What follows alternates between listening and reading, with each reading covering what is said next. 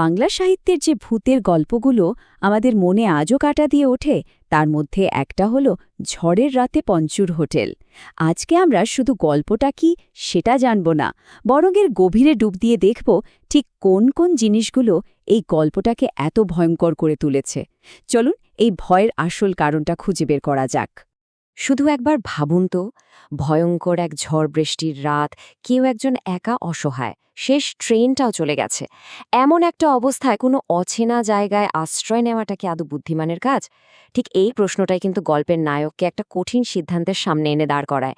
আর এখান থেকেই বলা যায় গল্পের আসল শুরু। গল্পের শুরুটা হয় একেবারে ক্লাসিক একটা পরিস্থিতি দিয়ে। একজন অসহায় পথিক, একটা ভয়ঙ্কর দুর্যোগের রাত, আর সামনে কি অপেক্ষা করছে তার কোনো ধারণাই নেই। এই পরিবেশটাই যেন ভয়ের জন্য একটা নিখুঁত মঞ্চ তৈরি করে দেয়। খেয়াল করে দেখুন কিভাবে গল্পকার একাকিত্ব আর অসহায়ত্বের অনুভূতিটা তৈরি করছেন। রাত 10টার শেষ ট্রেনটা চলে গেছে, মানে কি? মানে হলো বাইরের দুনিয়া থেকে প্রায় পুরোটাই বিচ্ছিন্ন। তার উপর মুষলধারে বৃষ্টি আর ঘুটঘুটে অন্ধকার একটা স্টেশন। এই সব কিছু মিলিয়ে নায়কের অসহায় অবস্থাটা একেবারে স্পষ্ট হয়ে উঠছে। আর ওই যে দূরে একটা টিমটিমে আলো, ওটা একদিকে যেমন আশার সংকেত, তেমনই কিন্তু এক অজানা বিপদেরও ইঙ্গিত। যখন মনে হচ্ছে সব আশা শেষ, ঠিক তখনই গল্পের নায়ক একটা আশ্রয়ের খোঁজ পেলেন। কিন্তু এই আশ্রয়টাই যে ধীরে ধীরে একটা ভয়ঙ্কর ফাঁদে পরিণত হবে, তার ইশারা কিন্তু গল্পের পড়তে পড়তে লুকিয়ে আছে। গল্পের এই জায়গাটা কিন্তু খুব গুরুত্বপূর্ণ। পঞ্চুর এত আন্তরিক ব্যবহার, গরম গরম সুস্বাদু খাবার, সব মিলিয়ে একটা দারুণ স্বস্তির পরিবেশ। এটা আসলে ভূতের গল্পের একটা খুব পুরনো কিন্তু কার্যকর কৌশল। চরম ভয় মুখোমুখি করার আগে পাঠককে বা দর্শককে একটুখানি নিশ্চিন্ত করে দেওয়া হয়। এই কথাটা একবার শুনুন। পঞ্চুর এই উক্তিটার কিন্তু দুটো মানে হতে পারে। প্রথমবার শুনলে মনে হবে লোকটা তার রান্নার খুব প্রশংসা করছে, কিন্তু গল্পের শেষে গিয়ে যখন সবটা পরিষ্কার হবে তখন বোঝা যায় এর ভেতরে কি ভয়ঙ্কর একটা অর্থ লুকিয়েছিল। এটাই পূর্বাভাসের একটা দুর্দ্বন্দ্ব উদাহরণ। এখানে এসে গল্পের টেনশনটা আরও একটু বাড়ে। পঞ্চুর এই আতিথেয়তাকে একটু বেশি বেশি মনে হচ্ছে না? একটা সাধারণ খাবারের হোটেলে অচেনা অচেনা একজন লোককে রাত কাটানোর জন্য জায়গা দেওয়া, ব্যাপারটা একটু অদ্ভুত তো বটেই। আর এই ছোট ছোট অস্বাভাবিক ব্যাপারগুলোই কিন্তু মনের মধ্যে সন্দেহের জন্ম দেয়। আর এটাই হলো শেষ এবং সবচেয়ে স্পষ্ট একটা সতর্কবার্তা।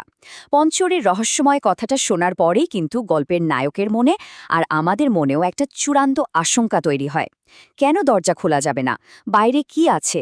এই প্রশ্নগুলোই গল্পটাকে একেবারে ক্লাইম্যাক্সের দিকে ঠেলে নিয়ে যায়। এবার আমরা গল্পের সেই পর্যায়ে পৌঁছে গেছি যেখানে সমস্ত আরাম, সমস্ত নিরাপত্তার ভ্রমটা ভেঙে চুরমার হয়ে যাবে আর আসল ভয়টা বেরিয়ে আসবে। ভাবা যায়, ঘুম ভাঙল বৃষ্টির ঠান্ডা শব্দে নয়, বরং তীব্র গরম আর পোড়া ধোয়ার গন্ধে। এই যে হঠাৎ করে বৃষ্টির ভেজা ঠান্ডা পরিবেশ থেকে আগুনের হলকার মধ্যে জেগে ওঠা, এটা যেন একটা দুঃস্বপ্নের মতো। দৃশ্যটা শুধু একবার কল্পনা করুন। চারদিকে দাউ দাউ করে আগুন জ্বলছে, অথচ সাহায্যের জন্য কোনো চিৎকার চেঁচামেচি নেই, যেটা ব্যাপারটাকে আরও অস্বাভাবিক করে তুলছে।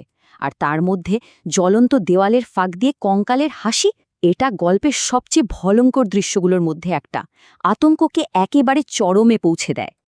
আর এই একটা সংলাপেই গল্পের সবচেয়ে বড় রহস্যটা ফাঁস হয়ে যায়। যে অতিথিপরায়ণ পঞ্চু কিছুক্ষণ আগেই এত যত্ন করে খাবার খাইয়েছে, সেই এখন একটা কঙ্কালের রূপের মৃত্যুর নির্দেশ দিচ্ছে। ঠিক এই মুহূর্তেই গল্পের সমস্ত জট খুলে যায় আর আসল সত্যিটা সামনে চলে আসে। চরম আতঙ্কের পর এবার আমরা গল্পের সেই অংশে যাব যেখানে আমরা জানতে পারব এই গোটা ভৌতিক ঘটনার পেছনের করুণ ইতিহাসটা কী ছিল। এই চরম আতঙ্কের পর যখন জ্ঞান ফেরে, গল্পের নায়ক দেখে যে সে একটা পোড়া ধ্বংসস্তূপের মধ্যে শুয়ে আছে। কিন্তু আসল কথা হলো, সেই ভয়ঙ্কর পরিস্থিতি থেকে অবিশ্বাস্যভাবে বেঁচে গেছে। আর এটাই কিন্তু গল্পের রহস্যকে আরও অনেক বেশি গভীর করে তোলে। ওই স্থানীয় লোকটার মুখ থেকে এই হোটেলের পেছনের এই মর্মান্তিক কাহিনীটা জানা যায়। আর এই পেছনের গল্পটা কিন্তু খুব গুরুত্বপূর্ণ, কারণ এটা পঞ্চুর এই ভৌতিক কাজের একটা কারণ ব্যাখ্যা করে। সে আর শুধু একটা অশুভ আত্মা নয়, বরং এক ভয়ঙ্কর অবিচারের শিকার, যে এখন প্রতিশোধ নিতে ফিরে এসেছে। স্থানীয় লোকটার বলা এই শেষ কথাটা, এটাই সবচেয়ে বড় চমক। তার কথা অনুযায়ী পঞ্চুর হোটেলে যে খায় সে আর ফেরে না, কিন্তু আমাদের গল্পের নায়ক তো খেয়েছে এবং সে বেঁচেও আছে। এই যে একটা বিরোধাভাস, এটাই গল্পের মূল রহস্য। এই গল্পের আসল শক্তি শুধু এর ভয়ঙ্কর বর্ণনায় নয়, বরং সেই প্রশ্নগুলোতে যেগুলোর কোনো উত্তর পাওয়া যায় না। চলুন একদম শেষ পর্যায়ে এসে সেই রহস্যটাকেই আর একবার দেখে নেওয়া যাক। এই স্লাইডটা গল্পের মূল ধাঁধাটা আমাদের সবার সামনে তুলে ধরেছে। দেখুন, একদিকে আছে গ্রামে প্রচলিত কিংবদন্তি আর অন্যদিকে আছে নায়কের নিজের চোখে দেখা ঘটনা। হোটেলটা কি সত্যি ছিল, নাকি পুরোটাই একটা বিভ্রম? খাবারটা কি বাস্তব ছিল, নাকি আত্মার পাতা একটা ফাঁদ? আর সবচেয়ে বড় প্রশ্ন, কিংবদন্তি অনুযায়ী সবাই মারা গেলেও এই পথিক কেন ব্যতিক্রম? আর ঠিক এই প্রশ্নটাই গল্পটাকে এত অসাধারণ করে তুলেছে, কারণ এর কোনো নির্দিষ্ট উত্তর কিন্তু গল্পে দেওয়া নেই। এই অমীমাংসিত রহস্যটাই পাঠকের মনে একটা চিরস্থায়ী ছাপ ফেলে যায়। পথিক কি স্বপ্ন দেখছিল, নাকি পঞ্চুর আত্মায় তাকে কোনো বিশেষ কারণে করুণা করে ছেড়ে দিল? উত্তরটা লেখক আমাদের কল্পনার ওপরেই ছেড়ে